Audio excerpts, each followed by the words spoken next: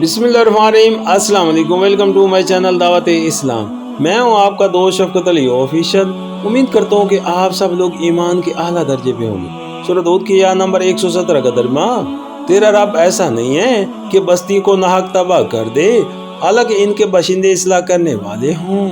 सूरह हूद आयत नंबर 115। इन आयात मुबारका में निहायत सबक आमेज तरीके से इन कौमों की तबाही के असल सबब पर रोशनी डाली गई है, जिनकी तारीख पिछले 6 रकूओं में बयान की गई है।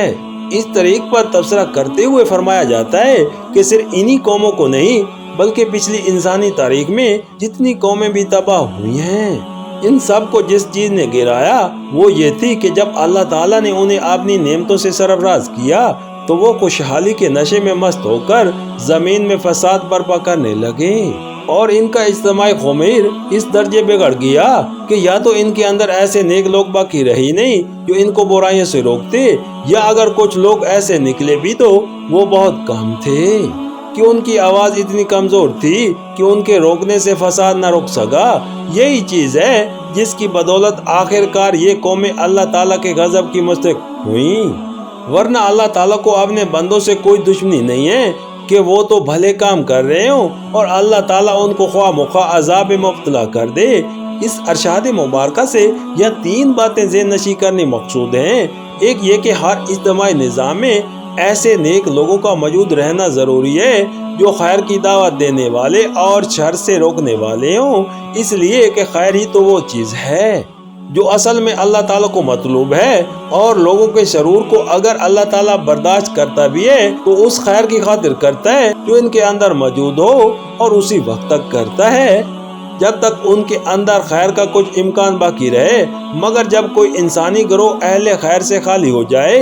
और इसमें सिर्फ शरीर लोग ही बाकी रह जाएं, या अहले खैर मौजूद भी हों तो कोई उनकी सुनकर ना दे और पूरी कौम की कौम इखलाकी फसाद की राह पर बढ़ती चली जाए, तो फिर अल्लाह ताला का अजाब उसके सर पर उस तरह मंडलाने लगता है जैसे पूरे दिनों की हमला कि कुछ कह नहीं सकती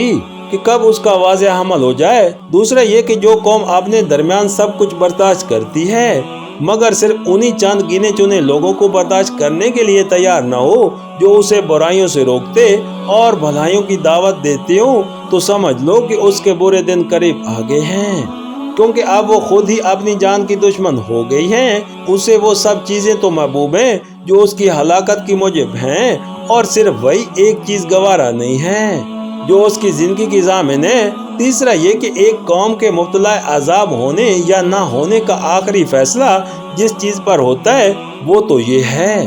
कि उसमें दावत खैर पर लब्बैक कहने वाले अनासिर किस हद तक मौजूद हैं। अगर उसके अंदर ऐसे अफराद इतनी तादाद में निकल आएँ जो फसाद को मिटाने और निज़ाम सालियों को कायम करने के लिए काफ़ी हों, तो उस पर अजाब आम नहीं भेजा जाता बल्कि उन सालिया अनासिर को इस्लाह हाल का मौका दिया जाता है। लेकिन अगर पहम सहोजत के बावजूद उसमें से इतने इंसान नहीं निकलते जो इस्लाह के लिए काफ़ी हो सके, और वो कौम अपनी गोश्त से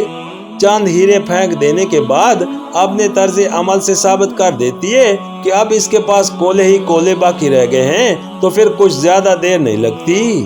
कि वो भट्टी सुलगा दी जाती है जो इन कोलों को फूंक कर रख देती है। तशरीह के लिए मुलाहिज़ा हो सूरतुल अल ज़रियात हाशिया नंबर 34।